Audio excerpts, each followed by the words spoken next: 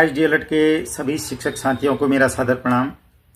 साथियों, आप द्वारा एक जानने की इच्छा यह कि एनआईएस डीएलएड का मामला जो संसद में उठा था, जो संसद के लोकसभा सत्र में प्रश्न आप लोगों के माध्यम से, सोशल मीडिया के माध्यम से आया होगा, वो कैसे आया, अर्थात वह राष्ट्रपति महोदया को संबोधित प्रश्न थे, जिसमें कुछ प्रश्नों को करते हुए खेद व्यक्त किया गया था तथा वे प्रश्न लोकसभा स्पीकर के समक्ष क्यों नहीं रखे गए। इन बातों को समझाने से पूर्व मैं आपको संसद में जो प्रश्न उठाने के तरीके हैं उन पर थोड़ा प्रकाश डालना चाहता हूं। जब नए लोकसभा के सदस्यों का चुनाव होता है, वो अपनी ओथ लेते हैं। शपथ लेने के उपरांत महामहिम राष्ट्रपति महोदया द्वारा एक अभिभाषण होता है। उस अभिभाषण में सरकार की आगे की क्या कार्य योजनाएं हैं, किन किन मुद्दों पर उन्होंने कार्य करना है, आदि आदि विषयों का उल्लेख रहता है।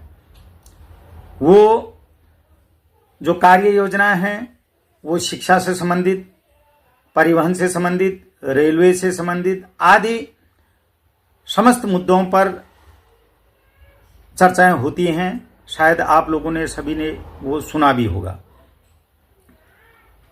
जब इस दरमियान में संसद का सत्र चलने वाला था तो विपक्ष के व पक्ष के कई सांसदों से मैंने संपर्क किया, उनसे राय मशवरा की, सलाह किया कि हमारा ये एनआईएस डीएलएड का जो मामला है इसका निदान कैसे होगा, इसको मान्यता से संबंधित जो दिक्कतें, कानूनी दिक्कतें आ रही हैं उसका समाधान कैसे होगा। पक्ष के जो सांसद थे अर्थात एनडीए घटक दल के जो सांसद थे, उनके द्वारा कहा गया कि आप धैर्य रखिए, हम जल्दी ही इसके लिए निराकरण करेंगे, इसका निराकरण करेंगे और आपका जो ये मामला है, कानूनी दिक्कतें हैं, इसका हम समाधान करेंगे। पर विपक्ष के जो सांसद थे उनसे संपर्क करने पर उन्होंने भी अपनी तरफ से इसको संसद में उठाने के लिए बातें बताई, जिनमें से उन्होंने प्रथम जो राष्ट्रपति का जो अभिभाषण होता है उसी में उन्होंने कहा कि सबसे पहले हम इसको राष्ट्रपति अभिभाषण में ही, अगर उन्होंने जो आगामी कार्य योजना में इसको सम्मिलित नहीं किया या एनआईएस डीएलएड के इस प्रकरण को चर्चा नहीं की, तो हम उस पर भी प्रश्न करेंगे कि भाई आपने जो अपना अभिभाषण दिया, जो कार्य योजना बताई, उसमें एनआईएस डीएलएड के लाखों जो बच्चे थे उनके भविष्य के विषय में आपने चर्चा क्यों नहीं करी। अभिभाषण राष्ट्रपति का होने के उपरांत उसमें एक धन्यवाद प्रस्ताव आता है, जो कि अक्सर पक्ष के जो लोग होते हैं उसमें महामहिम के उस अभिभाषण की तारीफ करते हैं तथा विपक्ष के जो लोग जिनको उसमें कमियां नजर आई, जिन जिन मुद्दों को उसमें नहीं छुआ गया या जिनकी चर्चा नहीं हुई, वो उसका उल्लेख करने के लिए महामहिम से अपना लिखित रूप में प्रश्न करते हैं। यह अभिभाषण कब होता है? जब अभिभाषण हो चुका होता है, उसके उपरांत जिसको जो आपत्तियां होती हैं आधे घंटे के अंदर वो अभिभाषण की आपत्तियां उसमें दर्ज करनी होती हैं, जो कि हमारे पक्ष रखने वाले सांसद महोदय द्वारा बखूबी रखी। उन्होंने जो हमारा मिनिमम क्वालिफिकेशन का जो डीएलएड एनआईएस का हमको करवाया गया था, सेक्शन 23 के सब सेक्शन 2 आरटीए एक्ट कहता है, जो प्रशिक्षण दिया गया था उसका उल्लेख किया कि भाई आपने लाखों लोगों के भविष्य को क्यों ध्यान में नहीं रखा गया है, इनका जो गजट राजपत्र नहीं बना था उसका उल्लेख क्यों नहीं किया गया है। ये तो कार्रवाई रही जो आज तक अभी हमने किया है। संयोग से वह जब हमारा 28 तारीख को उसमें चर्चा होनी थी, उस दिन आपने देखा है संसद का सत्र चल नहीं पाया। कुछ नीट के मैटर में गहमागहमी हुई, तकरार हुई, इस वजह से सत्र चल नहीं पाया, जो कि सोमवार तक के लिए स्थगित किया गया है।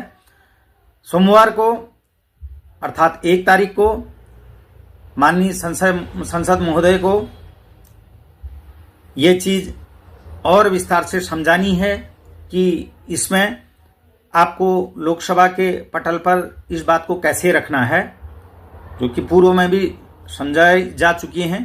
फिर भी अभी और आज का दिन है जो कि हम उनको अच्छे से समझाएंगे, और मुझे पूर्ण विश्वास है कि यदि लोकसभा का सत्र सौहार्दपूर्ण चला तो जरूर यह हमारा मुद्दा संसद में गूंजेगा और उसका निराकरण भी होगा। यद्यपि राष्ट्रपति महोदय का उत्तर आना शेष है, उनके द्वारा उसका जवाब दिया जाएगा, वो भी आप लोगों के समक्ष प्रस्तुत करूंगा। लेकिन अब जो अगला प्रश्न होगा वो लोकसभा स्पीकर के समक्ष होगा कि भाई आपके द्वारा इसी पटल पर संसद में हमारी बात को रखा गया कि जो अनटेंड टीचर हैं उनको टेंड करने का प्रस्ताव बिल पास हुआ। बिल पास होने के बाद जो भी उसकी प्रशासनिक कार्यवाहियां होनी चाहिए थी वो राष्ट्रीय अध्यापक शिक्षा परिषद एनसीटी द्वारा पूर्ण नहीं की गई है। तो लिहाजा आप इसमें दखल दीजिए और इस कार्य को अविलंब पूर्ण कीजिए। जिन लोगों के साथ अन्याय हो रहा है, उनके भविष्य के साथ अन्याय हो रहा है, उसका संज्ञान लेते हुए इस कार्यवाही को जल्दी से जल्दी पूर्ण कीजिए। एक बात। दूसरी बात, आप लोगों के द्वारा इस बीच मुझे कई लोगों के फोन आए कि विशेषकर उसमें केबीएस के और अन्य राज्यों के कि भाई आप धरना प्रदर्शन में दिल्ली में आइए। हालांकि मैं कई बार दिल्ली गया, लेकिन मैंने आप लोगों को बताया भी कि जब एमएचआरडी के अधिकारियों से मैंने संपर्क किया तो उन लोगों ने कहा कि आपका कार्य तो चल रहा है, पर जिस स्पीड से गति से चलना चाहिए था वो कार्यवाही नहीं हो रही है। इसलिए आप धरना प्रदर्शन मत कीजिए, अर्थात मंत्री जी के समक्ष उनके घर के आगे से धरना प्रदर्शन मत कीजिए। आप किसी अपने क्षेत्रीय सांसद या मंत्री जो भी आपके संपर्क में हैं उन नेताओं के माध्यम से माननीय शिक्षा मंत्री जी को समझाने का प्रयास कीजिए, और यदि हमको निर्देश हो जाता है तो जल्दी ही हम आपके इस कार्रवाई को संपन्न कर देंगे। तो इस प्रयास में मैं निरंतर लगा हुआ था। अभी भी हमारे उत्तराखंड के कई साथी अपने अपने स्तर से प्रयास कर रहे हैं और मुझे उस पर भी विश्वास है कि जल्दी ही वो अपने इस कार्य में सफल होंगे। सांसदों के द्वारा उनको भी आश्वासन दिया हुआ है, लगातार हमसे संपर्क बनाए हुए हैं। तो इसलिए क्योंकि आंदोलन में सर्वप्रथम हम किसी के घर के आगे से आंदोलन नहीं कर सकते हैं, क्योंकि आंदोलन के लिए हमको किसी उच्च पुलिस अधिकारियों का आदेश लेना पड़ेगा, उनसे अपनी बात को रखना पड़ेगा और परमिशन मिलने के उपरांत ही जो आंदोलन के स्थान नियत हैं उसी स्थान पर ही हम आंदोलन कर सकते हैं। तो इन बातों को ध्यान में रखते हुए और जो मुझे सलाह दी गई थी उसी के अनुरूप मैं कार्य कर रहा था, जिसकी मैंने सूचना जिन लोगों का मुझे फोन आया था उनको मैंने दी भी थी। अपने उत्तराखंड के लोगों को भी मैंने इस संदर्भ में अवगत करवाया था। तो आप लोगों से भी मैं यही निवेदन करूंगा, यद्यपि लोकसभा में हमारे प्रश्न को बखूबी रखे जा रहे हैं, सोमवार को बहस होने की प्रबल संभावना है। हम अपने प्रतिनिधित्व कर रहे सांसद महोदय से लगातार संपर्क करके उनको समझा रहे हैं।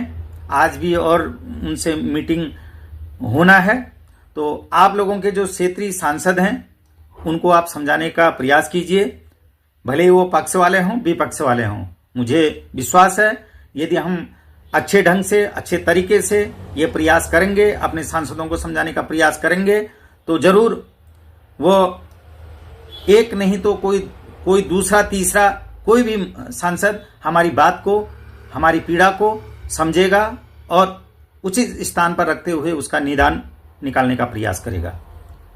तो आप लोगों से मैं यही निवेदन करूंगा कि सफलता हमको मिलेगी यदि भी हमारा प्रयास सार्थक रास्ते में हो, क्योंकि निरर्थक किया गया प्रयास कोई कार्य में नहीं आएगा।